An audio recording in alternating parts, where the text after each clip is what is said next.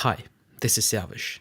A few weeks ago on this channel, Matt talked about the oldest Bible manuscripts that have ever been found. So naturally, this week we're going to talk about the oldest Qur'an manuscripts that we have available to us. The story of the Qur'an is quite different than that of the Bible. Muslims believe that the words of the Qur'an were dictated to the Prophet by the angel Gabriel, known as Jibril in Arabic. Then the Prophet passed these words on to his companions, who wrote it down in parts on leaves, rocks, parchment, etc. Though this book was meant primarily to be memorized and recited orally. The Prophet passed away in 632 CE when many of his senior companions were quite old themselves. So Muhammad's successors, the caliphs, started the project of turning the Qur'an from a loose collection of written and oral sources into a compiled book form. This project was finished in the reign of the third caliph, Uthman, somewhere around 650. So let's get to the oldest Qur'an manuscripts now.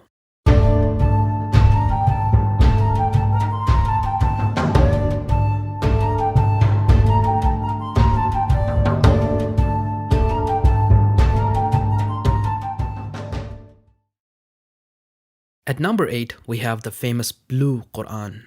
It is a nearly complete copy of the Qur'an in Kufic script with over 600 parchment folios. Its defining characteristic is the blue color of the parchment and the golden writing. It was likely produced in the late 9th or early 10th century. However, we're not quite sure of where it was produced. Before the modern era, we know that it was in Kairouan in Tunisia around 1300 CE. Some scholars say that it was produced in the Abbasid Caliphate to be placed at Harun al-Rashid's tomb in Mashhad in Iran. Other scholars believe that it was produced in Tunisia. Its appearance is quite similar in some parts to the Bible of Kaaba, which was produced in Spain. This gives the idea that maybe the blue Quran was also produced in Spain. Certainly, it's easier for a Spanish Quran to end up in Tunisia than it is for an Abbasid one. Most of it is now stored in Tunisia, with some folios here and there, including private collections and even the Metropolitan Museum in New York. At number 7, we have the Samarkand Quran. This one was originally attributed to Caliph Uthman and is even said to be stained with Uthman's blood when he was assassinated while reading the Quran in his home. However, that's not true, and it was produced more than a century after Uthman's death. It has been dated to around 775 CE to 995 CE. Its Kufic writing style indicates that it was produced during the Abbasid era, so more likely it was produced around the turn of the 9th century. Unfortunately, the Quran is not complete and only consists of chapter 2, verse 7 to chapter 43, verse 10. It stayed in Khwaja Ahrar Mosque in Samarkand for 4 centuries before the Russians bought it in 1869. It was then moved to the Imperial Library at St. Petersburg, where it was studied by Orientalists. It was returned to Samarkand by Lenin as a gesture of goodwill to the Muslims of the Soviet Union. At number 6, we have the oldest nearly complete Quran in existence. It is known as the Topkapi Quran. Like the name suggests, it is housed at the Topkapi Museum in Istanbul. Some pages are also in Medina in Saudi Arabia. In fact, that's where the Quran was before World War I. During the Arab revolts, the Quran was moved to Istanbul because of an impending battle in Medina. This Quran, like the Samarkand Quran, was attributed to Uthman, but it is also not Uthman's Quran. It was probably written around the mid-8th century. There seem to have been as many as 6 scribes of this Quran, so it seems to indicate that it was part of a large mass production campaign. In fact, some scholars believe that it and the Samarkand Quran came from the same source. They were probably produced around the same time in the same circumstances. I personally think that they were both produced in early Abbasid era, probably between Al-Mansur's coronation in 754 and Al-Ma'mun's death in 833. Though its writing is quite close in style with some Umayyad monuments like the Dome of the Rock and the Umayyad Mosque at Damascus, so that is also a possibility. Speaking of the Umayyads, at number 5 we have BLOR 2165. This manuscript was likely produced during the reign of the third Umayyad Caliph of the Marwanid branch, named Al-Walid, likely around 710 CE or slightly before that. It contains around 57% of the Quran written in the Hijazi Ma'il script. It has around 128 folios. It's stored in the British Library and is actually available to see online. Toward the end of the manuscript, a note reads the name of Reverend Gravel J. Chester and is dated to April the 29th, 1879.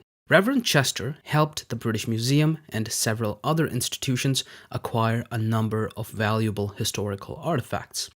It's likely that he got this manuscript in Egypt, which is why it shares a history with the next manuscript on this list.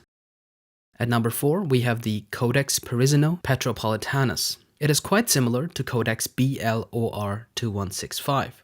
It was found during the Napoleonic expedition in the mosque of Amr ibn al-As in Fustat, Egypt. BLOR 2165 was likely also found there, but it was acquired by the British, whereas Codex Parisino-Petropolitanus was acquired by the French. It has 118 folios that contain almost half of the Quran. It uses a Hijazi script and was probably written by up to 5 scribes, which again indicates that it was part of a mass production campaign. It has been dated to the second half of the 7th century. Most of it is stored in Paris's Bibliothèque Nationale de France. I didn't take French in school, so forgive my pronunciation. Although some pages of the document are found in the National Library of Russia, the Vatican Library, and the Khalili collection. At number 3, we have the Tübingen fragments. They've been carbon dated to 649 CE to 675 CE with 95% probability. There are 77 folios in this collection which contain a continuous portion of the Quran from chapter 17 verse 35 to chapter 36 verse 57. That's roughly a quarter of the Quran. The script is Hijazi, but interestingly, originally it was mistaken for Kufic. It was bought by a Prussian consul in the 19th century in Damascus. It's currently housed at the University of Tübingen in Germany. At number 2, we have the most interesting manuscript of the Quran ever found, the Sana'a manuscripts. They were found during renovations at the Great Mosque of Sana'a in 1972 among some 12,000 documents. Among these thousands of documents, there were various collections of the Quran, but it's tough to estimate which ones go together. Though this particular collection, known as the Sana'a manuscripts, is around 82 pages. On first glance, it's a normal standard Quran containing roughly half of the text. It was produced most likely around 670 CE or so, though carbon dating the parchment revealed that the parchment was produced around 617 CE to 647 CE. Scans revealed that the documents are a palimpsest, meaning the text we see on the surface was written after removing an older text. This means that the document has 2 layers of text, the newer upper layer and the older lower layer. While the upper layer is the standard text of the Quran, also known as the Uthmanic Quran, the lower layer is not standard. It is an alternate version of the Quran that has been named as the Companion One or C1 Codex. Tradition tells us that while Uthman standardized the Quran around 650 CE or so, it was a bit late. Other versions of the Quran were already floating around, with some being installed in mosques and some existing for private use.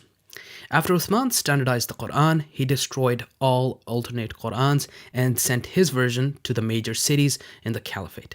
Now, these versions weren't like, for example, the Gospels or something. They were different from each other in ways that we would expect copies of the same document to be different. In other words, their differences are explained as errors made by scribes while copying from a master copy. The differences are very minor, with a word or two being different here and there, and spelling differences. I've talked more about this in my video on the Sana'a manuscripts over on Al-Muqaddimah, so you should check that out to learn more about it. Finally, at number 1, we have the oldest manuscripts from the Quran we have found to this date. The famous Birmingham manuscripts made the news when, in 2015, they were carbon dated by scholars to a time frame between 568 CE and 645 CE with 95% accuracy. For context, the Prophet was alive between 571 CE and 632 CE. Keep in mind that the parchment is dated to that period, not the text. What carbon dating actually tells us is that the animal from whom the parchment came was probably alive before or during the Prophet's lifetime. It's fair to assume that the parchment was prepared specifically for the purpose it was used for, since Western Arabia around the time didn't have a huge government or even a big writing culture. So parchment documents haven't been found in large numbers for anything but the Qur'an. So it's likely that the date of the parchment and the date of the text are quite close. For all the discussion surrounding it, the Birmingham manuscript is actually quite small. It is only 4 pages on 2 leaves of parchment and contains chapter 18 verses 17 to 31, chapter 19 verses 91 to 98, and chapter 20 verses 1 to 40. According to some scholars, it was probably written around 640 CE, though some scholars debate this. Also, the document is not a palimpsest. It has been scanned and no evidence has been found to indicate that the document was originally different. The text of the Birmingham manuscript matches too closely with the Uthmani Qur'an, so it's likely that it was produced after Uthman's standardization. If it was produced before him, would expect to see some differences, but we don't find them. But then again, this is a very small sample. It's written in the Hijazi script and matches the folios found at the Mosque of Amr ibn al-As in Fustat. The document is currently housed at the University of Birmingham as a part of the Mingana collection. This collection was compiled by Alphonse Mingana around 1920. He was funded by Edward Cadbury, the grandson of the chocolate company's founder. The manuscript is now there at the Cadbury Research Library. So these were the 8 oldest partial or complete manuscripts of the Qur'an we have available for study. Now, before I go, I'd like to add 2 more Qur'an manuscripts to this list because I found them very interesting. The first of these is the Timurid Aqyunlu Qur'an. In addition to being a copy of the holiest book of Islam, it is also a breathtaking work of art. It is written on dyed gold-flecked paper from Ming, China. There are 534 folios in this Qur'an, which is written in the relatively modern Naskh script. It was produced at the court of a Timurid prince in Central Asia or Afghanistan. In 2020, it made the news when it was sold by Christie's auction company for over £7 million, making it the most expensive copy of the Qur'an ever sold. Christie's only tells us its history as far as the 1980s, when, according to them, it was bought by the father of the man who sold it in 2020. Finally, we have the book known as Lex Muhammad, Pseudo-Prophet. I didn't take Latin in school either, so forgive my pronunciation. If you didn't take Latin, like me, then I'll tell you that the meaning of the name of the book is the law of the false prophet Muhammad. It was a Latin translation of the Qur'an by Robert of Ketton, an English priest, made on the request of Peter the Venerable in 1142, around 50 years after the First Crusade. It is the first translation of the Qur'an into a Western language. The purpose of the book was likely to try to bring some Muslims in Spain over to Christianity. Calling it a translation is really generous because it was a horrible translation. It was mostly just propaganda, but still it's quite interesting because the Qur'an at the time hadn't even been translated into all the languages of the Islamic world. Scholars believed that the Qur'an's Arabic was sacred and so it shouldn't be translated. So these were some of the oldest and most interesting manuscripts of the Qur'an. If you want to learn about the family tree of the prophets in the Qur'an, we have a video for that as well. Also, you can check out our video on the family tree of Prophet Muhammad and the early caliphs, which is narrated by yours truly. Thank you for watching.